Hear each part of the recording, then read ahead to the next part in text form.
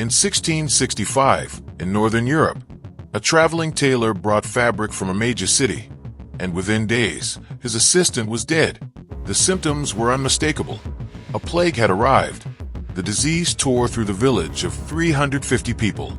In those cramped stone cottages, there was nowhere to hide. Families watched loved ones die within days of falling ill, and panic set in. But two village leaders, a rector and a former minister, proposed something radical: a total self-quarantine. No one leaves. No one enters. Stay inside the boundary stones surrounding the village until the plague burns out.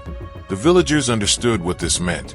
Many of them would die, but if they fled, they'd carry the infection to dozens of surrounding communities. Thousands could perish. Incredibly, they agreed. In June 1666, the village sealed itself off from the outside world.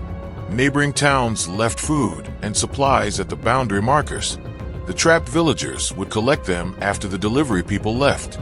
For 14 months, the villagers lived in a nightmare. One woman buried her husband and 6 children in 8 days alone because the gravedigger was dead. Traditional funerals became impossible.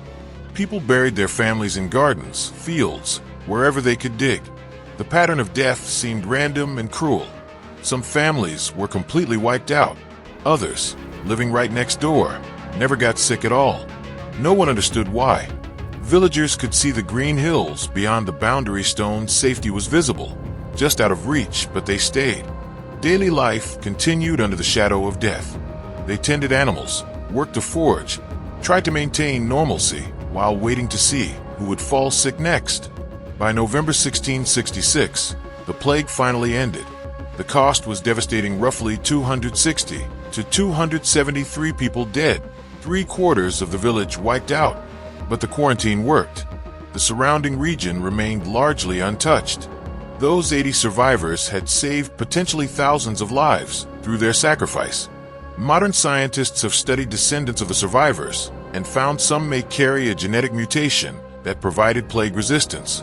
But at the time, the survival pattern seemed completely random, making it even more traumatic for those left alive, wondering why they were spared.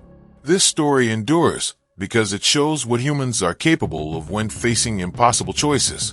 These weren't saints or heroes, just ordinary people who made an extraordinary decision. They demonstrated that collective action could stop a disease even without understanding how it worked. This was decades before anyone knew what germs were. The village still stands today, its landscape marked by scattered graves. It remains a powerful reminder that sometimes communities choose to protect